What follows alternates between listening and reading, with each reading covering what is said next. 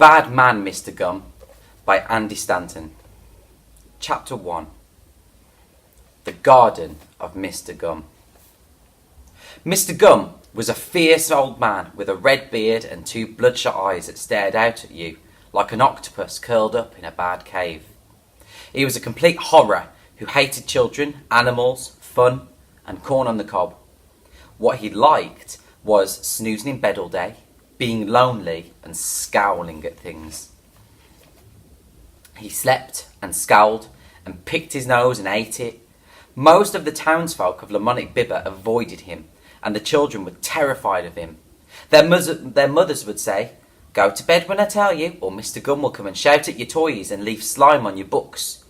That usually did the trick. Mr. Gum lived in a great big house in the middle of town. Well, actually it wasn't that great, because he'd turned it into a disgusting pigsty. The rooms were filled with junk and pizza boxes.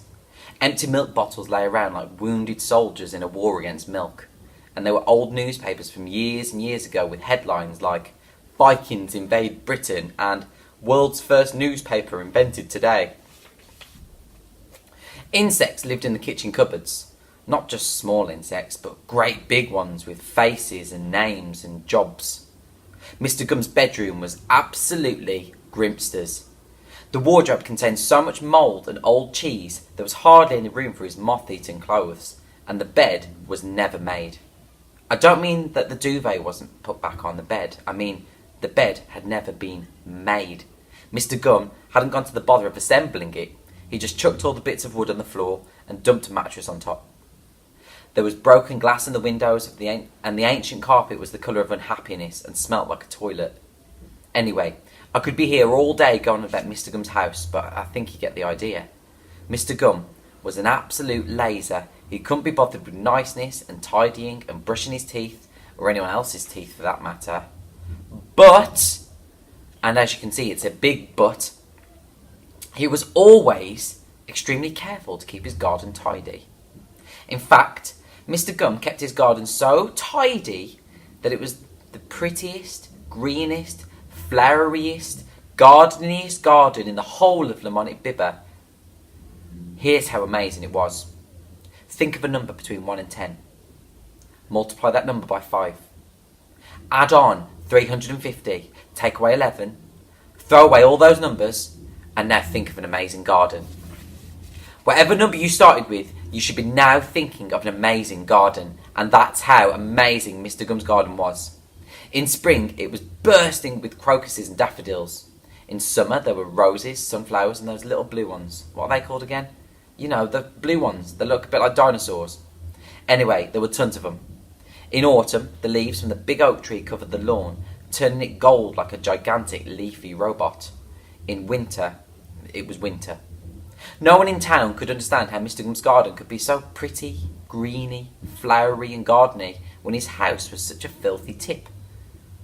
"Maybe he just likes gardening," said Jonathan Ripples, the fattest man in town. "Perhaps he's trying to win a garden contest," said a little girl called Peter. "I reckon he just likes gardening," said Martin Laundrette, who ran the laundrette. "Oi, that was my idea," said Jonathan Ripples. "No, it wasn't," said Martin Laundrette. "You can't prove it, fatso." In fact, they were all wrong. The real reason was this. Mr. Gum had to keep the garden tidy, because otherwise an angry fairy would appear in his bathtub and start whacking him with a frying pan. You see, there's always a simple explanation for things. Mr. Gum hated the fairy, but he couldn't work out how to get rid of it, so his only choice was to do the gardening, or it was pan wax. And so life went on in the peaceful town of Lamonic Bibber. Everyone got on with their business, and Mr. Gum snoozed the days away in his dirty house and did lots of gardening that he didn't want to do. And nothing much ever happened, and the sun went down over the mountains. The end.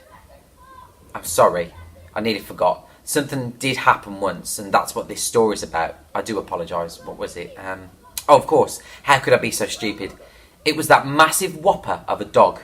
How on earth could I forget about him? Right then. One day, a massive whopper of a dog.